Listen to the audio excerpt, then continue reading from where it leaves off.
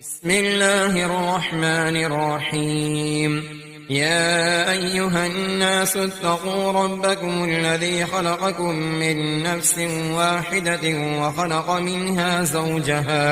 وخلق منها زوجها وبث منهما رجالا كثيرا ونساء واتقوا الله الذي تساءلون به والأرحام إن الله كان عليكم رقيبا. وآتوا اليتامى أموالهم ولا تتبدلوا الخبيث بالطيب ولا تأكلوا أموالهم إلى أموالكم إنه كان حوبا كبيرا. وإن خفتم ألا تقسطوا في اليتامى فانكحوا ما طاب لكم من النساء مثنى وثلاث ورباع، فإن خفتم ألا تعدلوا فواحدة أو ما ملكت أيمانكم ذلك أدنى ألا تعولوا. وآتوا النساء صدقاتهن نحلة، فإن طبن لكم عن شيء منه نفسا فكلوه هنيئا مريئا. ولا تؤتوا السفهاء أموالكم التي جعل الله لكم قياما وارزقوهم فيها واكسوهم وقولوا لهم قولا معروفا. وابتلوا اليتامى حتى إذا بلغوا النكاح، فإن آنستم منهم رشدا فادفعوا إليهم أموالهم ولا تأكلوها إسرافا وبدارا أن يكبروا. ومن كان غنيا فليستعفف ومن كان فقيرا فليأكل بالمعروف.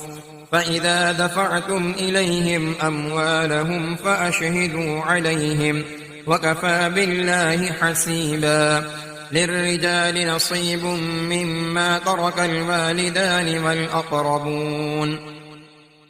وللنساء نصيب مما ترك الوالدان والأقربون مما قل منه أو كثر نصيبا مفروضا. وإذا حضر القسمة أولو القربى واليتامى والمساكين فارزقوهم منه وقولوا لهم قولا معروفا. وليخشى الذين لو تركوا من خلفهم ذرية ضعافا خافوا عليهم فليتقوا الله وليقولوا قولا سديدا. إن الذين يأكلون أموال اليتامى ظلما إنما يأكلون في بطونهم نارا وسيصلون سعيرا. يوصيكم الله في أولادكم للذكر مثل حظ الأنثيين، فإن كن نساء فوق 2 فلهن ثلثا ما ترك، وإن كانت واحدة فلها النصف، ولأبويه لكل واحد منهما السدس مما ترك إن كان له ولد، فإن لم يكن له ولد وورثه أبواه فلأمه الثلث، فإن كان له إخوة فلأمه السدس من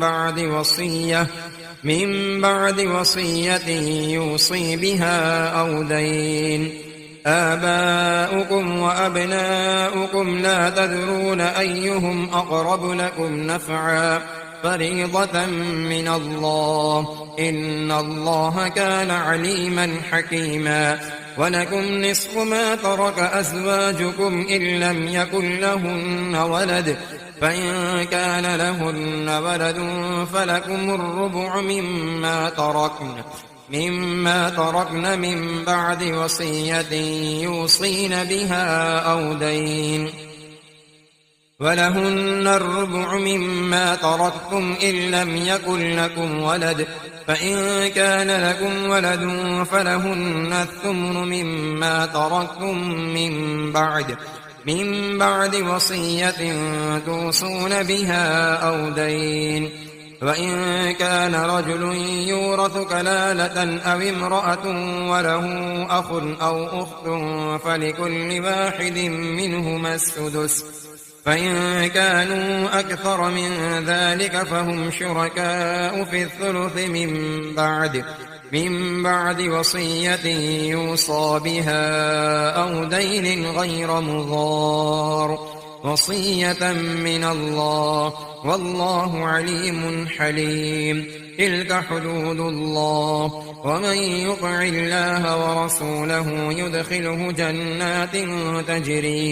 تجري من تحتها الأنهار خالدين فيها، وذلك الفوز العظيم. ومن يعص الله ورسوله ويتعد حدوده يدخله نارا خالدا فيها وله عذاب مهين. واللاتي يأتين الفاحشة من نسائكم فاستشهدوا عليهن 4 منكم، فإن شهدوا فأمسكوهن في البيوت حتى يتوفاهن الموت أو يجعل الله لهن سبيلا. واللذان يأتيانها منكم فآذوهما، فإن تابا وأصلحا فأعرضوا عنهما، إن الله كان توابا رحيما. إنما التوبة على الله للذين يعملون السوء بجهالة ثم يتوبون من قريب فأولئك يتوب الله عليهم، وكان الله عليما حكيما. وليست التوبة للذين يعملون السيئات حتى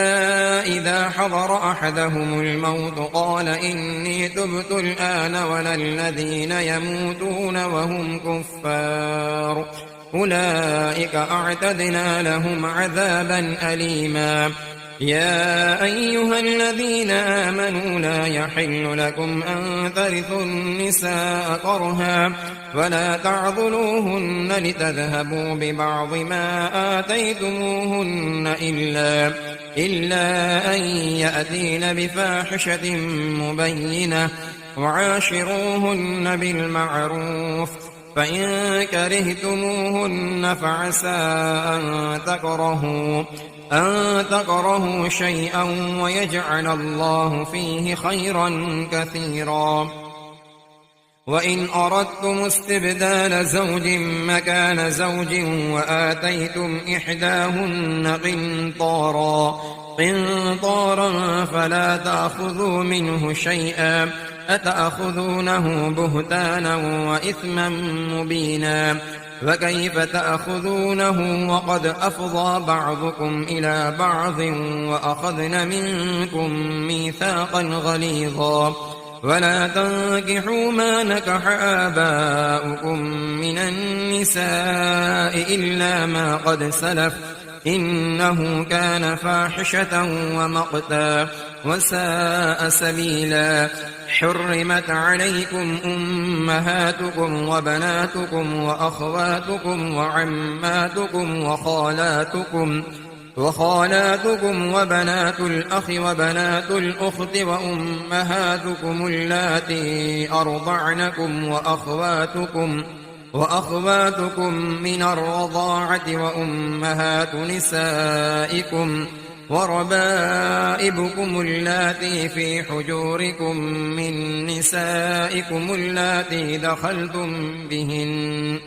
فإن لم تكونوا دخلتم بهن فلا جناح عليكم. وحلائل أبنائكم الذين من أصلابكم، وأن تجمعوا بين الأختين إلا ما قد سلف، إن الله كان غفورا رحيما. أعوذ بالله من الشيطان الرجيم. بسم الله الرحمن الرحيم. والمحصنات من النساء إلا ما ملكت أيمانكم كتاب الله عليكم، وأحل لكم ما وراء ذلكم أن تبتغوا بأموالكم محصنين غير مسافحين، فما استمتعتم به منهن فآتوهن أجورهن فريضة، ولا جناح عليكم فيما تراضيتم به من بعد الفريضة، إن الله كان عليما حكيما. ومن لم يستطع منكم طولا أن ينكح المحسنات المؤمنات فمما ملكت أيمانكم من فتياتكم المؤمنات، والله أعلم بإيمانكم بعضكم من بعض، فانكحوهن بإذن أهلهن وآتوهن أجورهن بالمعروف محصنات غير مسافحات ولا متخذات أخدان، فإذا أحسن فإن أتين بفاحشة فعليهن نصف ما على المحصنات من العذاب، ذلك لمن خشي العنة منكم، وأن تصبروا خير لكم، والله غفور رحيم. يريد الله ليبين لكم ويهديكم سنن الذين من قبلكم ويتوب عليكم، والله عليم حكيم.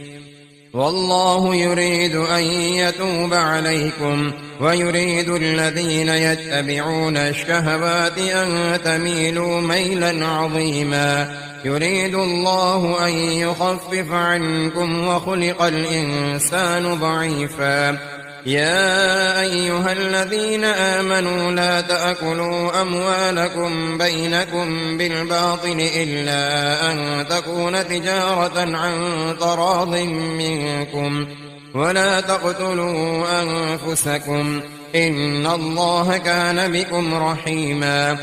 ومن يفعل ذلك عدوانا وظلما فسوف نصليه نارا، وكان ذلك على الله يسيرا. إن تجتنبوا كبائر ما تنهون عنه نكفر عنكم سيئاتكم وندخلكم مدخلا كريما. ولا تتمنوا ما فضل الله به بعضكم على بعض، للرجال نصيب مما اكتسبوا وللنساء نصيب مما اكتسبن، واسألوا الله من فضله، إن الله كان بكل شيء عليما. ولكل جعلنا موالي مما ترك الوالدان والأقربون والذين عقدت أيمانكم فآتوهم نصيبهم، إن الله كان على كل شيء شهيدا. الرجال قوامون على النساء بما فضل الله بعضهم على بعض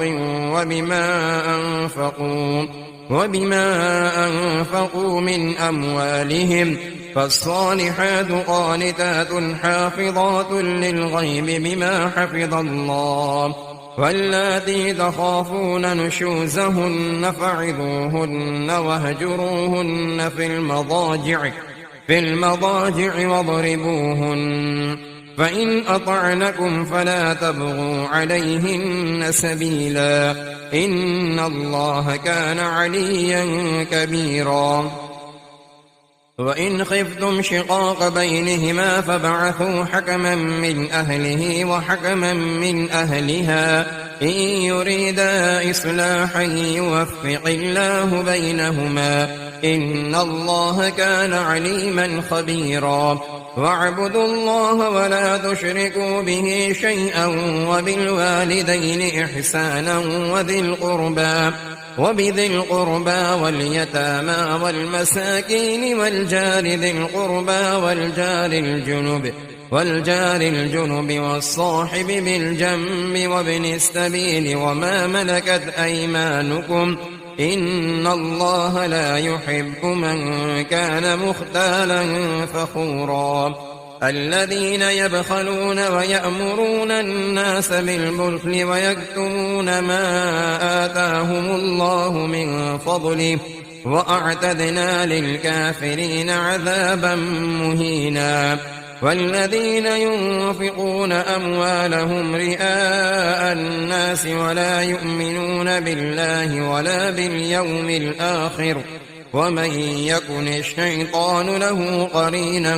فساء قرينا وماذا عليهم لو آمنوا بالله واليوم الآخر وأنفقوا مما رزقهم الله وكان الله بهم عليما إن الله لا يظلم مثقال ذرة وإن تك حسنة يضاعفها ويؤت من لدنه أجرا عظيما فكيف إذا جئنا من كل أمة بشهيد وجئنا بك على هؤلاء شهيدا يومئذ يود الذين كفروا وعصوا الرسول لو تسوى بهم الأرض ولا يكتمون الله حديثا يا أيها الذين آمنوا لا تقربوا الصلاة وأنتم سكارى حتى تعلموا ما تقولون ولا جنبا إلا عابري سبيل حتى تغتسلوا وإن كنتم مرضى أو على سفر أو جاء أحد منكم من الغائط أو لامستم النساء فلم تجدوا ماء فتيمموا صعيدا طيبا فامسحوا بوجوهكم وأيديكم إن الله كان عفوا غفورا ألم تر إلى الذين أوتوا نصيبا من الكتاب يشترون الضلالة ويريدون أن تضلوا السبيل والله أعلم بأعدائكم وكفى بالله وليا وكفى بالله نصيرا من الذين هادوا يحرفون الكلم عن مواضعه ويقولون سمعنا وعصينا واسمع غير مسمع وراعنا ليا بألسنتهم وطعنا في الدين ولو أنهم قالوا سمعنا وأطعنا واسمع وانظرنا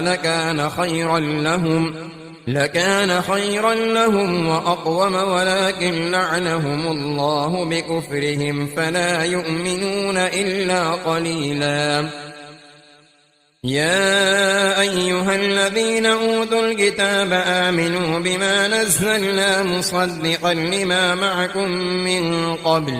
من قبل أن نطمس وجوها فنردها على أدبارها أو نلعنهم كما لعنا أصحاب السبت وكان أمر الله مفعولا إن الله لا يغفر أن يشرك به ويغفر ما دون ذلك لمن يشاء ومن يشرك بالله فقد افترى إثما عظيما ألم تر إلى الذين يزكون أنفسهم بل الله يزكي من يشاء ولا يظلمون فتيلا انظر كيف يفترون على الله الكذب وكفى به إثما مبينا ألم تر إلى الذين أوتوا نصيبا من الكتاب يؤمنون بالجبت والطاغوت ويقولون للذين كفروا هؤلاء أهدى من الذين آمنوا سبيلا أولئك الذين لعنهم الله ومن يلعن الله فلن تجد له نصيرا أم لهم نصيب من الملك فإذا لا يؤتون الناس نقيرا أم يحسدون الناس على ما آتاهم الله من فضله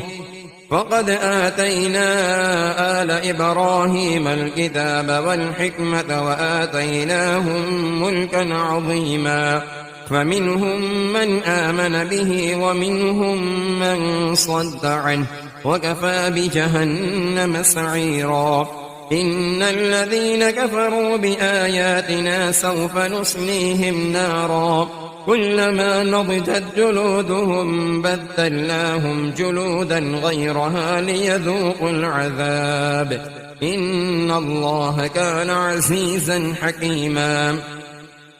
والذين آمنوا وعملوا الصالحات سندخلهم جنات تجري من تحتها الأنهار خالدين فيها أبدا لهم فيها أزواج مطهرة وندخلهم ظلا ظليلا إن الله يأمركم أن تؤدوا الأمانات إلى أهلها وإذا حكمتم بين الناس أن تحكموا بالعدل إن الله نعم يعظكم به إن الله كان سميعا بصيرا يا أيها الذين آمنوا أطيعوا الله وأطيعوا الرسول وأولي الأمر منكم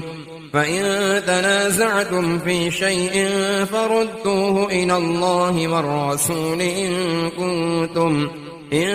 كنتم تؤمنون بالله واليوم الآخر ذلك خير وأحسن تأويلا ألم تر إلى الذين يزعمون أنهم آمنوا بما أنزل إليك وما أنزل من قبلك يريدون أن يتحاكموا إلى الطاغوت وقد أمروا أن يكفروا به ويريد الشيطان أن يضلهم ضلالا بعيدا وإذا قيل لهم تعالوا إلى ما أنزل الله وإلى الرسول رأيت المنافقين يصدون عنك صدودا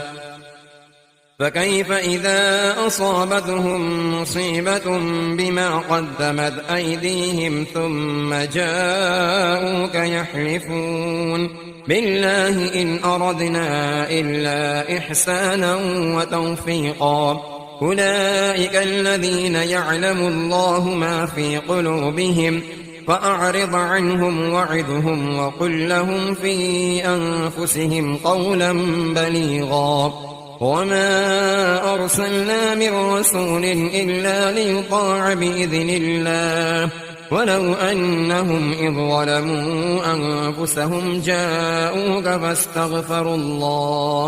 فاستغفروا الله واستغفر لهم الرسول لوجدوا الله توابا رحيما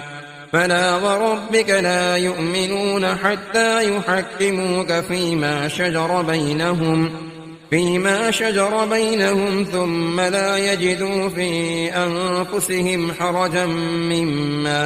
حرجا مما قضيت ويسلموا تسليما ولو أنا كتبنا عليهم أن اقتلوا أنفسكم أو اخرجوا من دياركم ما فعلوه إلا قليل منهم ولو أنهم فعلوا ما يوعظون به لكان خيرا لهم وأشد تثبيتا وإذا لآتيناهم من لدنا أجرا عظيما ولهديناهم صراطا مستقيما ومن يطع الله والرسول فأولئك مع الذين أنعم الله عليهم من النبيين والصديقين والشهداء والصالحين وحسن أولئك رفيقا ذلك الفضل من الله وكفى بالله عليما يا أيها الذين آمنوا خذوا حذركم فانفروا ثبات أو انفروا جميعا وإن منكم لمن ليبطئن فإن أصابتكم مصيبة قال قد أنعم الله علي إذ لم أكن معهم شهيدا ولئن أصابكم فضل من الله ليقولن كأن لم تكن بينكم وبينه مودة يا ليتني كنت معهم فأفوز فوزا عظيما. فليقاتل في سبيل الله الذين يشرون الحياة الدنيا بالآخرة، ومن يقاتل في سبيل الله فيقتل أو يغلب فسوف نؤتيه أجرا عظيما. وما لكم لا تقاتلون في سبيل الله والمستضعفين من الرجال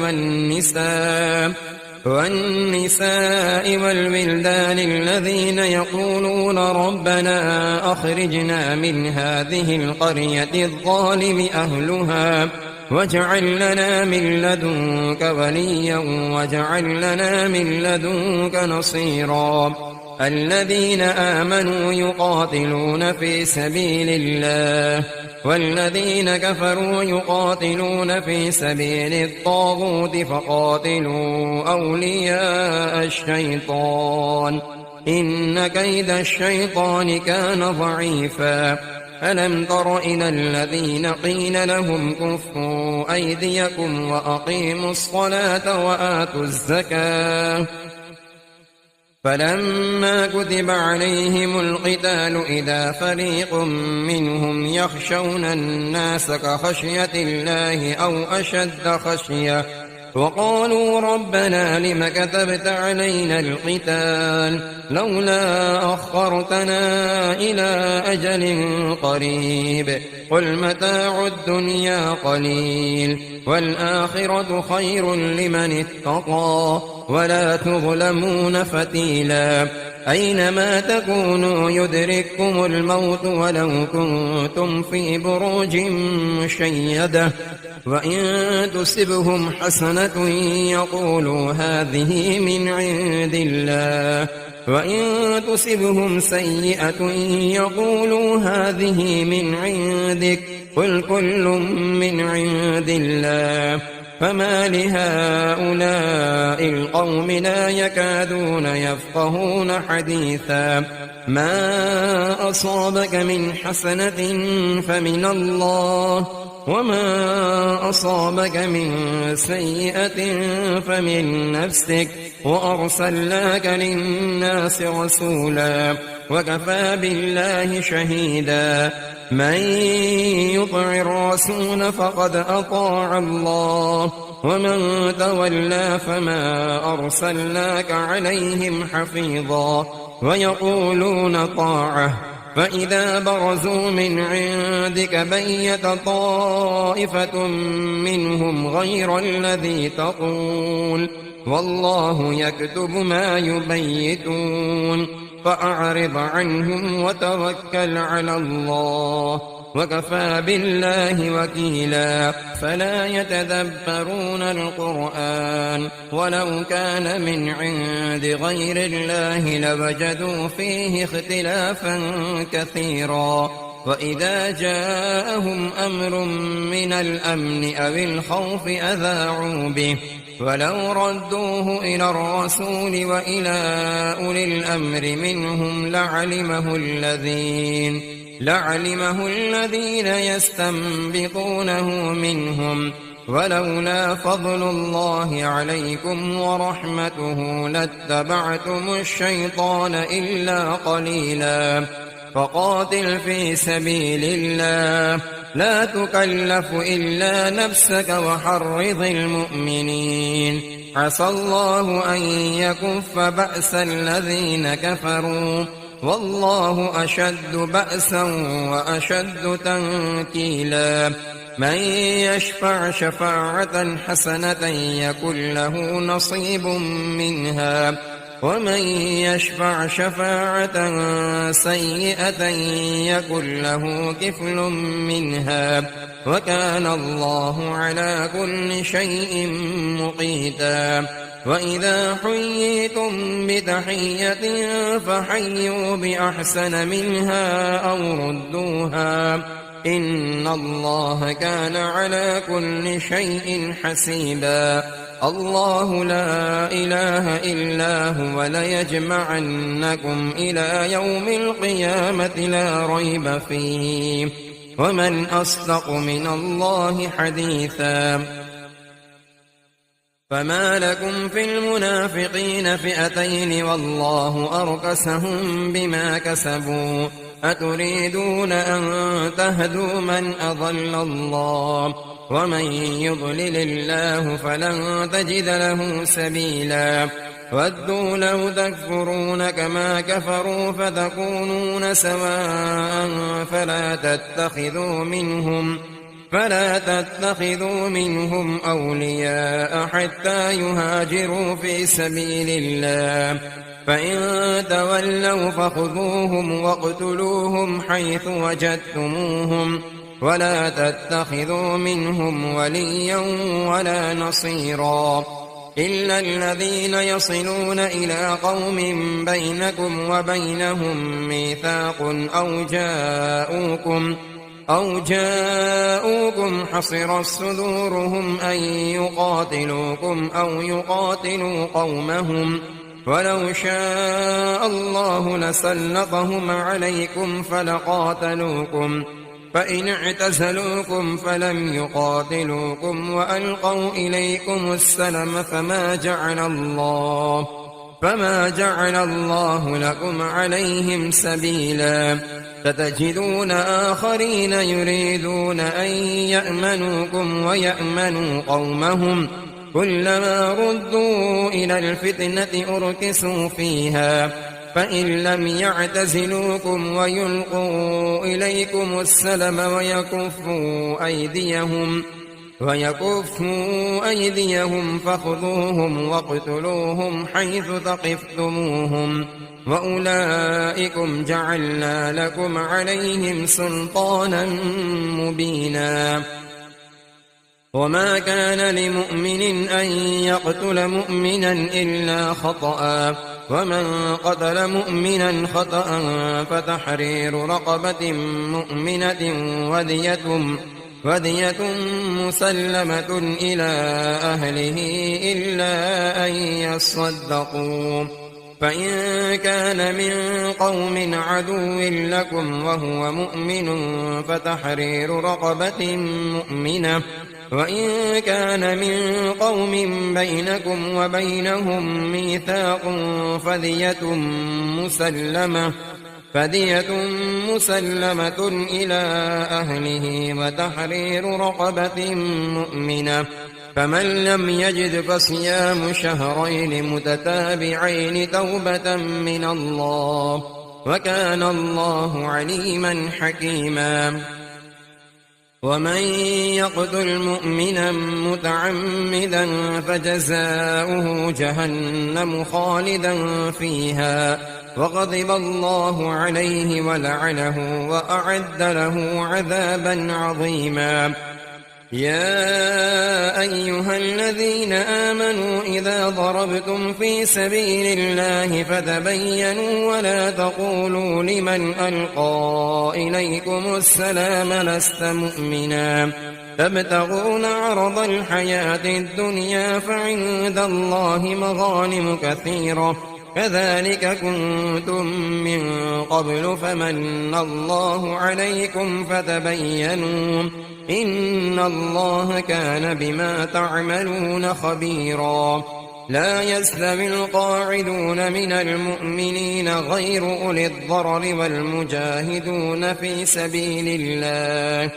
في سبيل الله بأموالهم وأنفسهم فضل الله المجاهدين بأموالهم وأنفسهم على القاعدين درجة وكلا وعد الله الحسنى وفضل الله المجاهدين على القاعدين أجرا عظيما درجات منه ومغفرة ورحمة وكان الله غفورا رحيما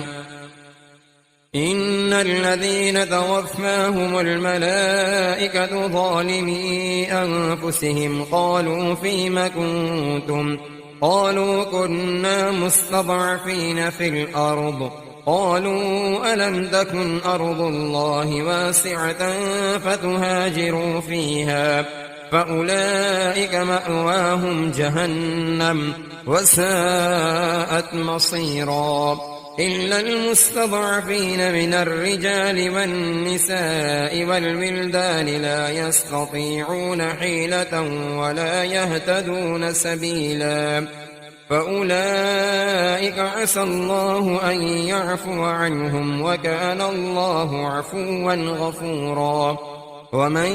يهاجر في سبيل الله يجد في الأرض مراغما كثيرا وسعة ومن يخرج من بيته مهاجرا إلى الله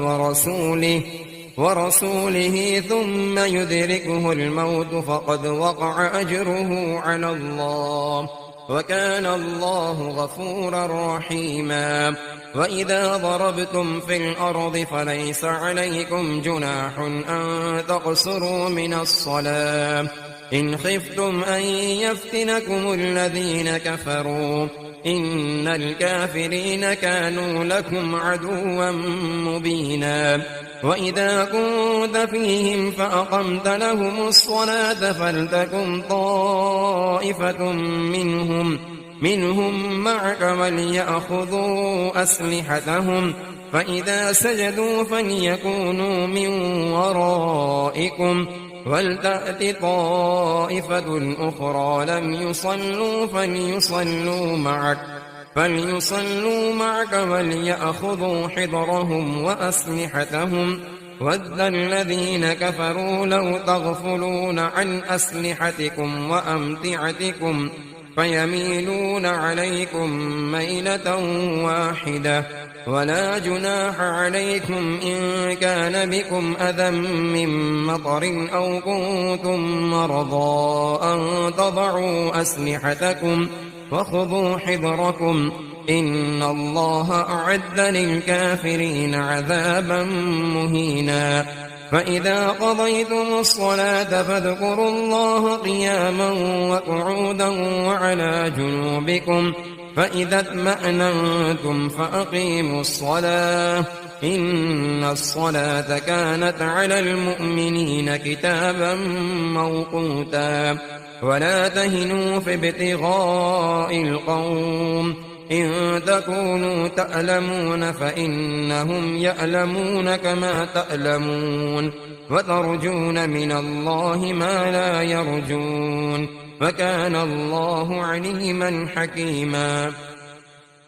إنا أنزلنا إليك الكتاب بالحق لتحكم بين الناس بما أراك الله ولا تقل للخائنين خصيما واستغفر الله إن الله كان غفورا رحيما ولا تجادل عن الذين يختانون أنفسهم إن الله لا يحب من كان خوانا أثيما يستخفون من الناس ولا يستخفون من الله وهو معهم إذ يبيتون ما لا يرضى من القول وكان الله بما يعملون محيطا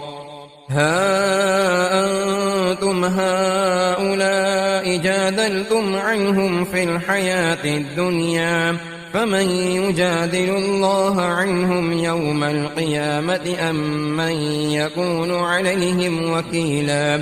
ومن يعمل سوءا أو يظلم نفسه ثم يستغفر الله يجد الله غفورا رحيما ومن يكسب إثما فإنما يكسبه على نفسه وكان الله عليما حكيما ومن يكسب خطيئة أو إثما ثم يرمي به بريئا فقد احتمل بهتانا وإثما مبينا ولولا فضل الله عليك ورحمته لهمت طائفة منهم أن يضلوك وما يضلون إلا أنفسهم وما يضرونك من شيء وأنزل الله عليك الكتاب والحكمة وعلمك ما لم تكن تعلم وكان فضل الله عليك عظيما لا خير في كثير من نجواهم إلا من أمر بصدقة أو معروف أو إصلاح بين الناس ومن يفعل ذلك ابتغاء مرضات الله فسوف نؤتيه أجرا عظيما ومن يشاقق الرسول من بعد ما تبين له الهدى ويتبع غير سبيل المؤمنين نوله ما تولى ونصله جهنم وساءت مصيرا إن الله لا يغفر أن يشرك به ويغفر ما دون ذلك لمن يشاء ومن يشرك بالله فقد ضل ضلالا بعيدا إن يدعون من دونه إلا إناثا وإن يدعون إلا شيطانا مريدا لعنه الله وقال لأتخذن من عبادك نصيبا مفروضا ولأضلنهم ولأمنينهم ولآمرنهم فليبتكن آذان الأنعام ولآمرنهم فليغيرن خلق الله ومن يتخذ الشيطان وليا من دون الله فقد خسر خسرانا مبينا يعدهم ويمنيهم وما يعدهم الشيطان إلا غرورا أولئك مأواهم جهنم ولا يجدون عنها محيصا والذين آمنوا وعملوا الصالحات سندخلهم جنات تجري من تحتها الأنهار خالدين فيها أبدا وعد الله حقا ومن أصدق من الله قيلا ليس بأمانيكم ولا أماني أهل الكتاب من يعمل سوءا يجز به ولا يجد له من دون الله وليا ولا نصيرا ومن يعمل من الصالحات من ذكر أو أنثى وهو مؤمن فأولئك يدخلون الجنة ولا يظلمون نقيرا ومن أحسن دينا ممن أسلم وجهه لله وهو محسن واتبع ملة إبراهيم حنيفا واتخذ الله إبراهيم خليلا ولله ما في السماوات وما في الأرض وكان الله بكل شيء محيطا ويستفتونك في النساء قل الله يفتيكم فيهن وما يتلى عليكم في الكتاب في يتامى النساء اللاتي لا تؤتونهن ما كتب لهن وترغبون أن تنكحوهن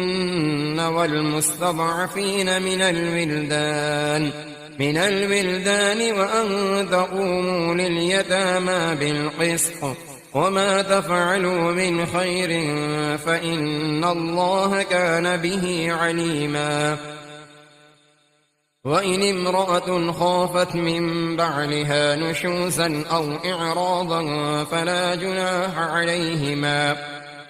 جناح عليهما أن يصلحا بينهما صلحا والصلح خير وأحضرت الأنفس الشح وإن تحسنوا وتتقوا فإن الله كان بما تعملون خبيرا ولن تستطيعوا أن تعدلوا بين النساء ولو حرصتم فلا تميلوا كل الميل فتذروها وإن تصلحوا وتتقوا فإن الله كان غفورا رحيما وإن يتفرقا يغن الله كلا من سعته وكان الله واسعا حكيما ولله ما في السماوات وما في الأرض ولقد وصينا الذين أوتوا الكتاب من قبلكم وإياكم أن اتقوا الله وإن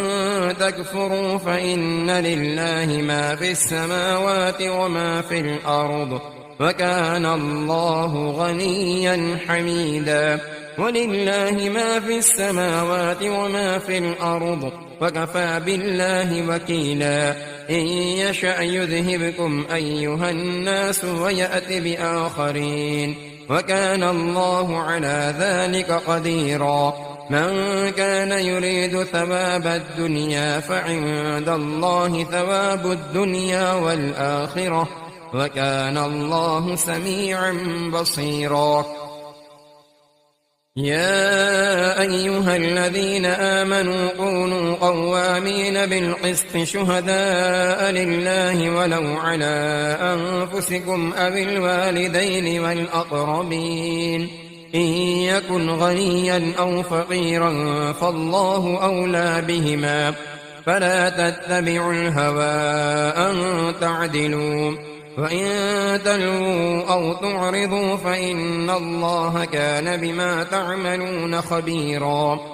يا أيها الذين آمنوا بالله ورسوله والكتاب الذي نزل على رسوله والكتاب الذي أنزل من قبل ومن يكفر بالله وملائكته وكتبه ورسله واليوم الآخر فقد ضل ضلالا بعيدا إن الذين آمنوا ثم كفروا ثم آمنوا ثم كفروا ثم ازدادوا كفرا لم يكن الله ليغفر لهم ولا ليهديهم سبيلا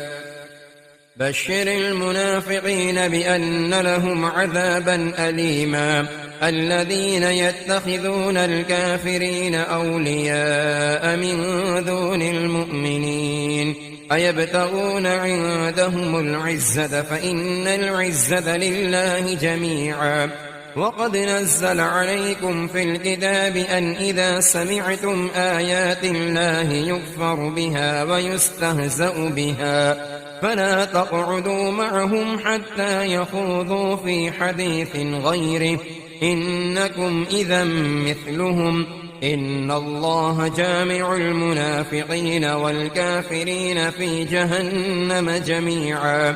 الذين يتربصون بكم فإن كان لكم فتح من الله قالوا ألم نكن معكم وإن كان للكافرين نصيب قالوا ألم نستحوذ عليكم ونمنعكم من المؤمنين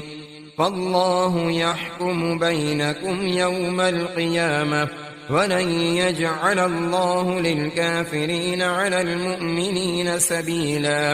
إن المنافقين يخادعون الله وهو خادعهم وإذا قاموا إلى الصلاة قاموا كسالى يراءون الناس ولا يذكرون الله إلا قليلا مذبذبين بين ذلك لا إله هؤلاء ولا إله هؤلاء ومن يضلل الله فلن تجد له سبيلا يا أيها الذين آمنوا لا تتخذوا الكافرين أولياء من دون المؤمنين أتريدون أن تجعلوا لله عليكم سلطانا مبينا إن المنافقين في الدرك الأسفل من النار ولن تجد لهم نصيرا إلا الذين تابوا وأصلحوا واعتصموا بالله وأخلصوا دينهم لله فأولئك مع المؤمنين وسوف يؤتي الله المؤمنين أجرا عظيما ما يفعل الله بعذابكم إن شكرتم وآمنتم وكان الله شاكرا عليما. أعوذ بالله من الشيطان الرجيم. بسم الله الرحمن الرحيم. لا يحب الله الجهر بالسوء من القول إلا من ظلم وكان الله سميعا عليما. إن تبدوا خيرا أو تخفوه أو تعفوا عن سوء فإن الله كان عفوا قديرا. إن الذين يكفرون بالله ورسله ويريدون أن يفرقوا بين الله ورسله ويقولون نؤمن ببعض ونكفر ببعض ويريدون أن يتخذوا بين ذلك سبيلا أولئك هم الكافرون حقا وأعتدنا للكافرين عذابا مهينا.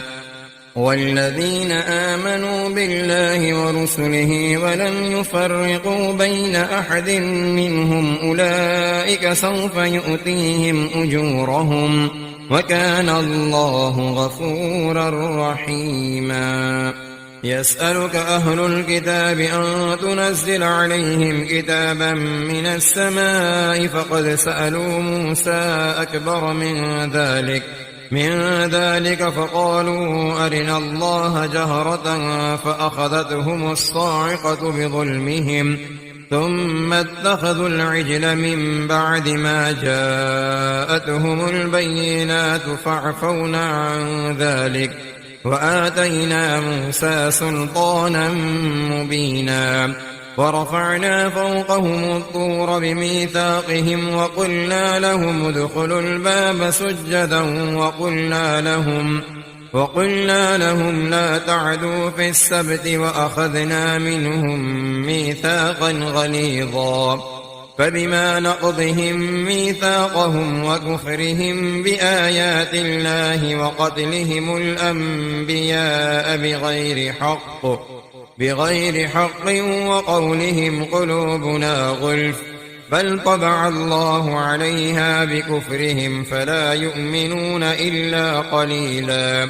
وبكفرهم وقولهم على مريم بهتانا عظيما وقولهم إنا قتلنا المسيح عيسى ابن مريم رسول الله وما قتلوه وما صلبوه ولكن شبه لهم وإن الذين اختلفوا فيه لفي شك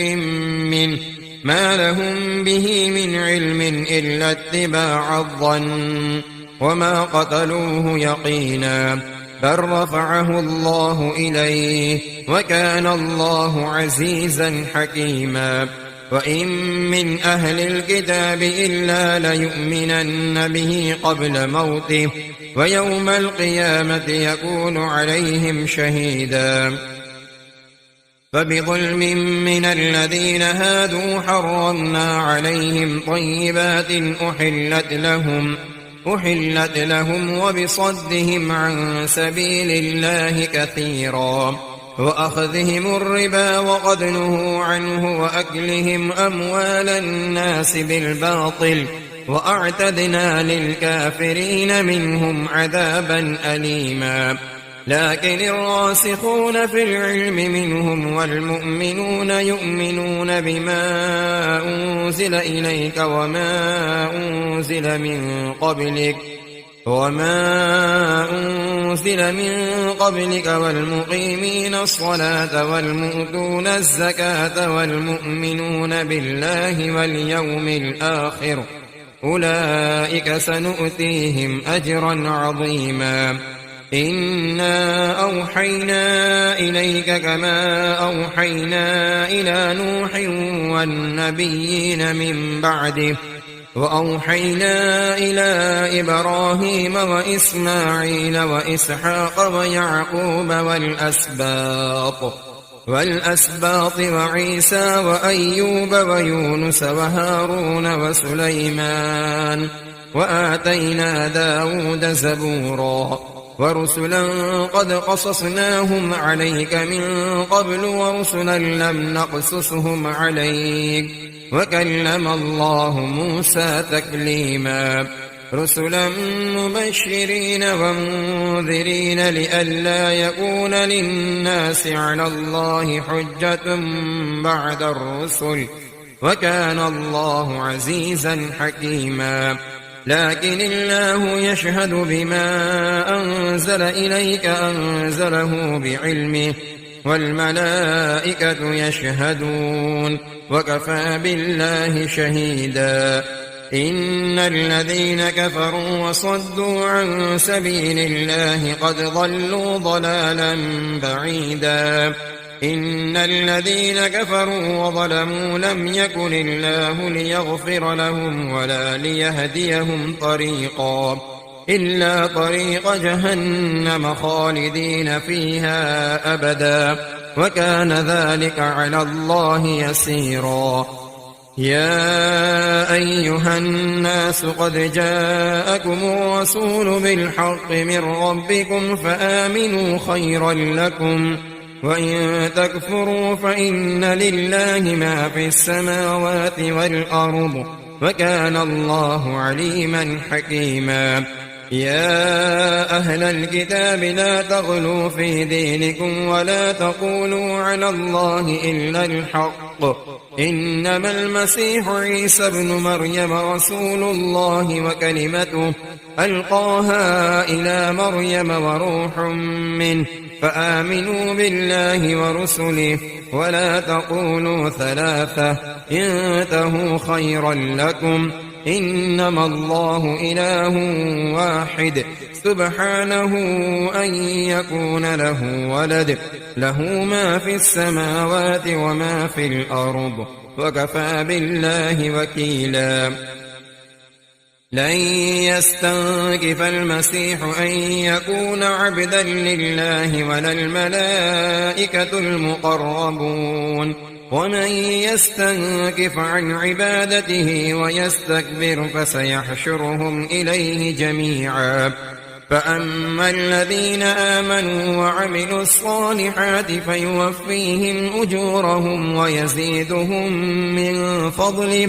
وأما الذين استنكفوا واستكبروا فيعذبهم عذابا أليما